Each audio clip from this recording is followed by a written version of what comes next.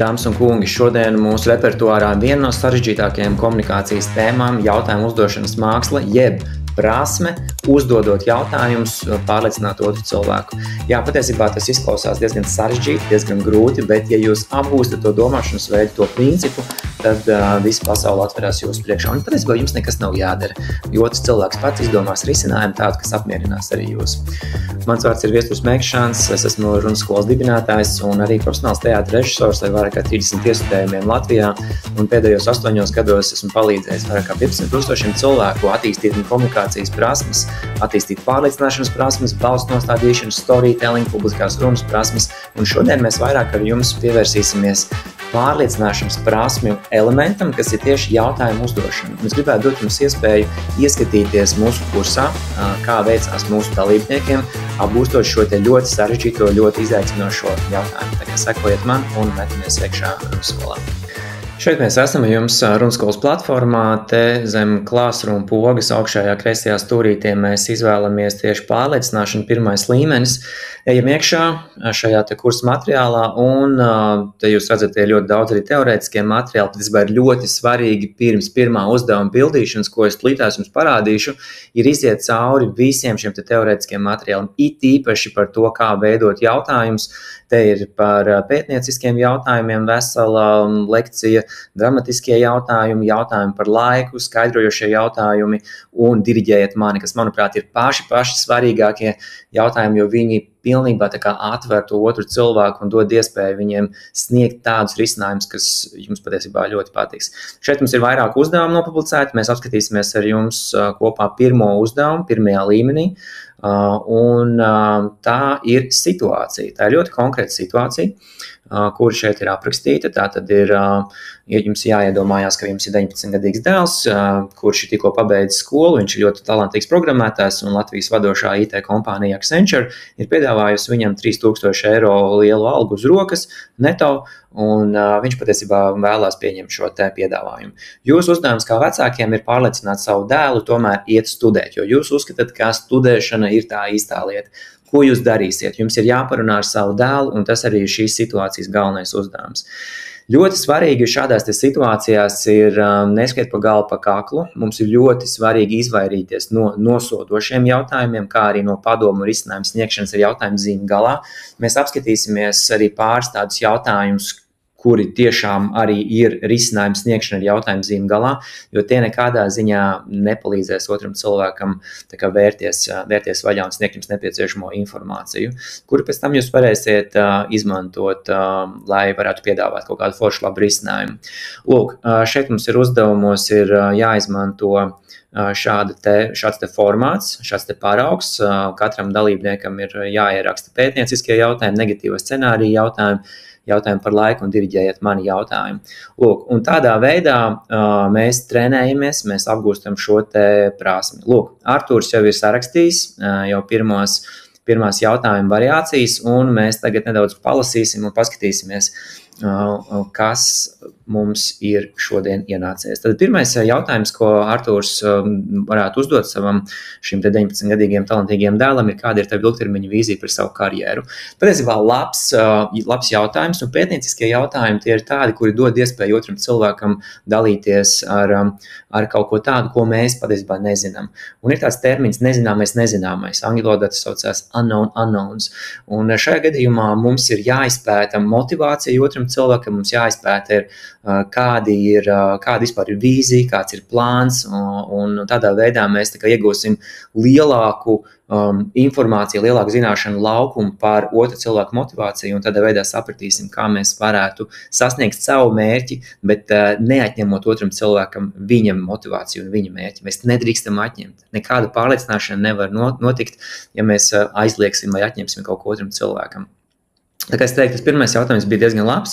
Kādā veidā domāt to sasniegt ir ļoti labs jautājums, jo izanalizējot procesu, kādu šīs attiecīgais cilvēks ir iedomājies, kā viņš sasniegs tos savus mērķus, mēs uzreiz varēsim saprast, un kurš no tiem posmiem šajā procesā ir efektīvs, kurā ir kaut kādas problēmas, un vai vispār viņam ir kaut kāds plāns, vai vispār viņam ir process, kā sasniegt to mērķi. Ja nav, tad, protams, jūs uzreiz varat ieslēgt iekšā savu racionālo domāšanu, piedāvāt savu veidu procesu, kā varētu efektīvāk sasniegt tā otru cilvēku mērķi.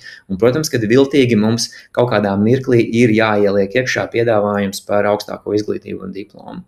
Kādas vēl ir iespējas bez Accenture, lai sasniegtu savu vīziju? Es teiktu, ka šis nav labs jautājums, tāpēc, ka tas ierobežo. Jautājumā uzreiz jau ir iekļauts iekšā frāzējums bez Accenture. Tas nozīmē, ka mēs jau lēnām netieši norādam to, ka šī kompānijas piedāvājums varbūt arī nebūs tas pats vēlamais. Šis jautājums ir ierobežojošs, nevis atverošs. Kā tu zini, ka šis darbs priekš tevis būs tavs īstais? Atkal mēs jau konkrēti ierobežojam jau tās atbildes iespējas cilvēkam, un kaut kādā ziņā mēs nedaudz pat uzbrukam varbūt ar šo jautājumu. Kā tu zini, ka tev šis darbs iespējams? Es zinu, vienkārši man piedāvāja un man patīk. Man patīk tie cipari uz tā līguma, kas tiek piedāvāts. Vienkārši atšķiries. Ja? Tāda varētu būt tā potenciālā atbilde, ja, uz šādu te jautājumu. Uzticies savam dēlam, uzticies, ja? Es zinu. Kādēļ Accenture piedāvājums tev šķiet vislabākais? Visur tur, kur mēs ļoti šauri nokoncentrējamies tagad uz to Accenture piedāvājumu, šo te potenciālo līgumu, tie ir ierobežojoši jautājumi. Viņi drīzāk ir transakcionāli jautājumi, uz kuriem tās atbildes ir diezgan skaidras. Viņas jau ir manipulatīvi tendētas uz kaut kādu vienu virzienu iedzīto nabaga cilvēku strupceļā, kas nav labākā stratēģija pārliecināšanas pasaulē. Labākā stratēģija ir izzināt to, ko jūs vēl nezināt par to otru cilvēku, izzināt, vai viņam ir skaidrs process, kā viņš vēlās to sasniegt, izzināt viņa motivāciju. Un pagaidām šie te pēdējie daži jautājumi nesniedz mums to skaidro bildi, bet mēģina tomēr iedzīt to cilvēku strupceļā. Kādas būtu tavas iespējas sasniegt vīziju, ja tagad izlemtu mācīties augstskolā? Lūk, un šeit jau mēs ar šo te otro daļu jau norādam uz to savu risinājumu. Šitas saucās risinājumā piedāvājums ar jautājumu zīmi galā. Tie galīgi nav labi jautājumi, jo viņi ir absolūti ierobežojoši un viņi ir saistīti ar to, ko es vēlos, nevis ar to, ko tu vēlies. Ja mēs jautājumā ieliekam iekšā mūsu risinājumu, tie jautājumi nekad nesasniegs savu rezultātu un tie nebūs efektīvi. Ko tu darīsi, lai gūtu panākumus šajā darbā? Jā, jau labāk, tāpēc, ka tas ir saistīts kaut kādā ziņā ar to, kad es pieņemu tavu lēmumu, es respektēju tavu lēmumu, un es gribu vienkārši izzināt vairāk un izzināt pārsolīšu tālāk, kāds ir tavs plāns strādājot, kā tu gūsi panākumu šajā darbā, un vai vispār tev ir kaut kādi kritēriji par to, kas saucās panākums. Kādēļ tev ir tik svarīgi pelnīt naudu tagad uzreiz, kāda ir steiga? Šis ir ļoti labs jautājums, bet viņš kvalificējās vairāk jautājumu par laiku un termiņiem, tepat apakšā es esmu iekrāsojis, bet tas nekas, Ārtūrs viņus ir ielicis iekšā šajā sadaļā. Kādēļ tik svarīgi pelnīt naudu tagad uzreiz, jo potenciāli atbildu uz šo jautājumu mums varētu sniegt, kāda ir esošā motivācija tam dēlam. Varbūt viņš grib kaut ko nopirkt, varbūt viņš grib tieši izvākties no vecāku dzīvokļa un būt neatkarīgs. Varbūt viņam ir draudzene, viņš grib draudzeni aizbraukt uz Venēciju vai uz kaut kādā ceļojumā, un tāpēc viņam patiesībā tā nauda ir vajadzīga. Mēs nezinām, ja? Un tāpēc arī šis jautājums dos visticamāk diezgan lielu iespēju jums izzināt, kāpēc tāda steiga, kāpēc tieši tagad tas ir vajadzīgs. Ja? Kas pašlaik rada lielākās bažas par augstskolu? Atkal tā augstskola, atkal mēs ierobežojam to nabaga cilvēku, atkal mēs uzbāžamies ar savu padomu, ar savu risinājumu, ar jautājumu zīmi galā. Šitas pārliecināšanas nav izdevīgi. Kā tu plāno atrisināt, ja darbā pietrūks nepieciešamo prasmi? Atkal mēs tendējam jau viltīgā veidā mēģinam iedzīt to nabaga cilvēku strupceļā. Ja? Nav laba stratēģija. Mēs negribam nevienu iedzīt strupceļā, jo tas faktiski nozīmē, ka jūs gribat, lai otrs cilvēks nonāk pie secinājuma, es esmu zaudējis, jā, tavi argumenti un tava loģika ir spēcīgāka, es pieņemu tavējo pusi. Un iedomājieties, kurš cilvēks gribēs pateikt, klau, es esmu zaudējis, tu esi stiprāks? Neviens. Ja? Neviens negrib pieņemt šādu te zaudējumu. Līdz ar to mēs nedrīkstam dzīt strupceļā, mēs nedrīkstam atņemt otram cilvēkam viņa motivāciju. Kā tu domā, kāda starpība būtu tavā dzīvē vienā vai otrā gadījumā? Kāda būtu dzīve, ja tagad sāktu strādāt, un kāda būtu dzīve, ja tagad mācītos? Nav labs jautājums, jo viņam vispār nav plāns mācīties. Ja, viņam vienkārši, kāpēc man būtu jāatbild par jautājumu, vienkārši man nav tādas opcijas, man nav tādas izvēles, vai. Es vienkārši šeit uz Accenture, visu čau. Ko tavi draugi domā par tavu izvēli? Forši, man patīk šis jautājums, un tas iemesls, kāpēc ir, ka mēs tādā netiešā, foršā, viltīgā veidā uzzināsim vairāk par viņu tuvāko draugu loku, par viņu motivāciju, jo bieži vien draugu viedoklis, draugu padomi un viņu domāšanas veids arī kaut kādā ziņā atspoguļo arī tiksim, jūsu dēla domāšanas veidu. Jūs iegūsiet kaut kādu informāciju, nav garantēts, ka tā informācija patiesībā būs laba. Pagaidām pirmajā vietā vislabākais jautājums ir, kādēļ tev ir tik svarīgi pelnīt naudu tagad uzreiz. Es teiktu, ka šis te varētu kvalificēties kā ļoti vērtīgs jautājums, jo būs vērtīga atbilde. Nākošais bloks mums ir negatīvie scenāriji jautājumi, un tie ir speciāli jautājumi, kuri tā kā iekontrastē vispār visu šo te domāšanas veidu, kā mums būtu jāatbild uz šādu tipu jautājumiem. 3000 eiro uz rokas Latvijā ir ļoti augsts samaks priekš skolnieku bez pieredzes. Kur ir āķis, kādēļ viņi piedāvā tik daudz? Manuprāt, šis ir tāds uzbraucošs, apvainojošs jautājums, viņš ir tāds pazemojošs jautājums, kas pēc būtības arī saka zemtekstā, tu taču esi skolnieks bez pieredzes. Tu vispār neesi pelnījis, lai tev vispār piedāvātu kaut kāds 3000 eiro. Es teiktu, ka viņš nav izdevīgi noformulēts. Ja? Varbūt Artūram bija doma kaut kā viņu savādāk ietendēt, bet es teiktu, ka labākā versijā, labākā formulā viņš vienalga būs tendencios un strupceļu virzošs jautājums. Tāpēc es laikam izvairītos no tādiem jautājumiem. Ja tagad sāc strādāt Accenture, vai es padomāju, no kā tev jāatsakās? Nav slikti. Šis ir patiesībā ļoti, ļoti foršs un ļoti labs piemērs negatīvā scenārija jautājumiem, tāpēc, ka negatīvie scenārija jautājumos mums uzreiz ir šī te ziedošanas tas princips, tā atsacīšanās lieta, un tādā veidā mēs uzzināsim varbūt kaut ko, kas viņam tiešām ir dārgs, no kā viņam būs jāatsakās, jo tomēr tas ir pilna laika darbs, tur neviens netielēsies, tā ir pirmā darba pieredze, un tur būs kārtīgi jākapā, būs liela atbildība, un no kaut kā būs jāatsakās. Ja? Un tad ir jautājums, vai viņš ir tiešām gatavs, vai viņš saprot to, ko nozīmē šī atteikšanās. Ko darīs, ja sāks strādāt, bet vēlāk atklās, ka šis darbs tev nav piemērots? Ļoti vienkārši transakcionāls jautājums, jo te atbilde ir ļoti skaidra tādā ziņā, kad ir, ko meklēšu citu darbu, nekāda problēma. Ne? Kas varētu noiet greizi, ja sāc strādāt? Arī uz strupceļu tendēts jautājums, jo mēs, protams, gribam uzreiz uzzināt, kad nav prasmes, nav zināšanas un tam līdzīgi. Es nedomāju, ka viņš šajā slazdā iekāps. Ja? Šis jautājums slazds saucamais, bet tie nav labi jautājumi. Slazdi jautājumi nav labi jautājumi. Labi jautājumi ir empātiskā tipa jautājumi, kas norāda otram cilvēkam, kad es esmu palīgs tev sasniegt tavu mērķi un kas tev vispār nevēlos neko atņemt. Es gribu patiesībā tev palīdzēt sasniegt to savu mērķi. Kas varētu noiet greizi? Ja? Kas ir sliktākais, kas varētu notikt vienā vai otrā gadījumā? Arī tas pats, ja? Tad mēs tendējam arī atkal uz to augstskolu. Jautājumi par laiku un termiņiem, kāpēc piedāvājam strādāt tieši tagad. Ja, to mēs izanalizējām, jau šis ir patiesībā ļoti svarīgi, ļoti labi. Es pat izmantotu vairāk vārdu steiga, viņš ir daudz dramatiskāks vārds, viņš ir foršāks. Vai līdzvērtīgs piedāvājums būs aktuāls arī vēlāk? Ļoti vienkārši jautājums, patiesībā ļoti prognozējama atbilde. Es domāju, ka jā, kur problēma? Bet es pieļauju, ka Artūrs domāja, ka pēc augstskolas tā alga varētu būt lielāka.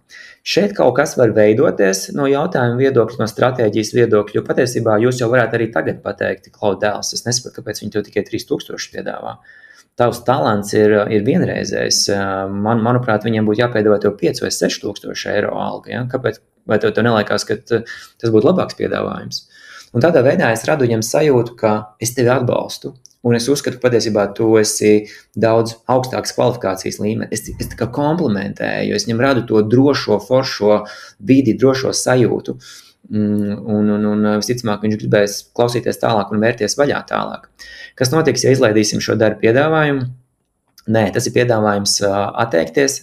Nav labi. Mēs negribam, lai tu atsakies. Mēs gribam, lai tu īsteno savus sapņus. vai ir kāds laiks, cik ilgi tu tomēr būtu gatavs mācīties un pagaidīt, pirms pelnīt naudu. Atkal mēs šajā gadījumā pat nedzinām strupceļā, mēs vienkārši tieši brutāli piedāvājam savu risinājumu un piekabinam beigās jautājumzīmi. Tā jautājumzīme, kas atsīt, jautājumzīme neko nepalīdzēs. Ja tagad sāc strādāt, kādas ir tavas iespējas vēlāk mācīties, transakcionāls jautājums ļoti vienkārši atbild labas iespējas. Ja? Neko citu mēs nevaram sagaidīt no šāda jautājuma. Cik ilgi tu būsi gatavs tur strādāt un cīnīties, ja panākumi darbā nenāks uzreiz? Mēs mēģinam iedzīt strupceļā, iedzīt slāzdā, visu laiku norādot, ka tev panākumi varbūt nebūs uzreiz, jo tev nebūs izglītība un tās pieredzes un tā tam līdzīgi. Bet vājš jautājums, jo patiesībā tieši darba pieredze arī viņam var dot vislielākās prasmes, vai ne? Vai ir kāds risks, ja tagad mācīsies, bet sāksi strādāt vēlāk? Jā, kaut ko mēs varbūt iegūsim, bet es nedomāju, ka tur potenciāls ir ļoti, ļoti dziļš. Skalā no 1 līdz 10, cik liela iespēja, ka mēs varētu vienoties par izvēli tagad mācīties un vēlāk strādāt. 1, jeb 0. Nav iespējas skalā no 1 līdz 10. Cilvēks ir pieņēmis lēmumu, viņam acis deg, viņam ir 19 gadi, viņš beidzot jūtās brīvs, viņam ir visa pasaule ir vaļā, un tagad mēs viņam piedāvājam kaut kādu skalu no 1 līdz 10. Nē. Šeit ir drīzāk skala, vajag izmantot savādākos formulējumos. No 1 līdz 10, kā tev ir iespēja iegūt atalgojumu no 5 līdz 6 tūkstoši tagad. Tas ir jautājums, kas ir veicinošs, kas ir atbalstošs jautājums. Ja, vispār kopumā tie skalas jautājumi no 1 līdz 10 vai 1 līdz 100 ir ļoti labi, jo tādā veidā jūs diagnosticējat to esošo statusu, to pieņemšanas lēmumā, to statusu, un tādā pašā veidā jūs varat izskaidrot arī terminoloģiju vai kaut kādas lietas, ko jūs līdz šim varbūt neesat līdz galam sapratuši. Vispār tās skalas vajag izmantot, tie ir ļoti labi jautājumi.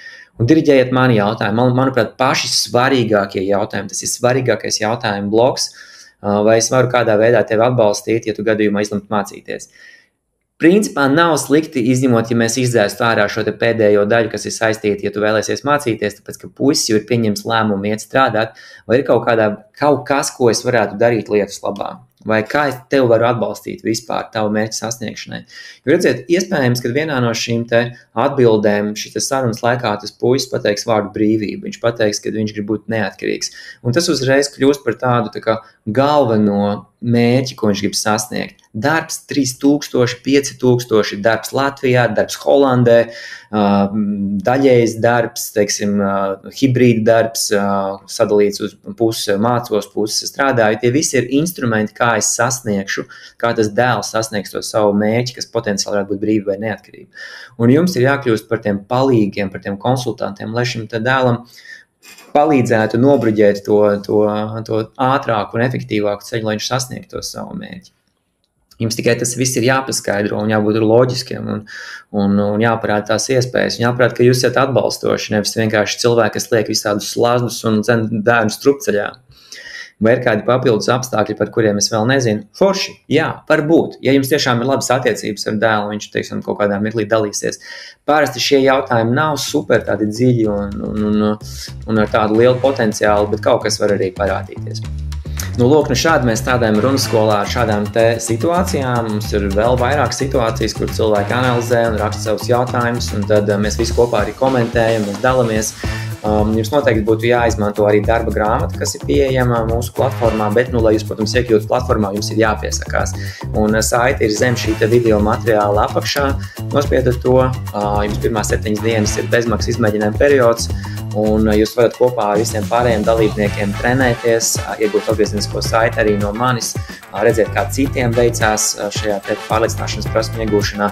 Turklāt visi pārējie kursi jums arī būs bez maksas, arī balss attīstīšana, viss, kas saistīts ar slikto ziņu pasniegšanu, publisko runu, tēlu veidošanu, viss runas skolas repertuārs jums būs pieejams, ja jūs pieteiksieties ar šo te saiti lejā. Pirms vēl jūs spiežat šo te saiti, vēl piespiežat arī like un piespiežat arī subscribe, ja jūs vēl neesat piesakojušies šim te runas skolas YouTube kanālam.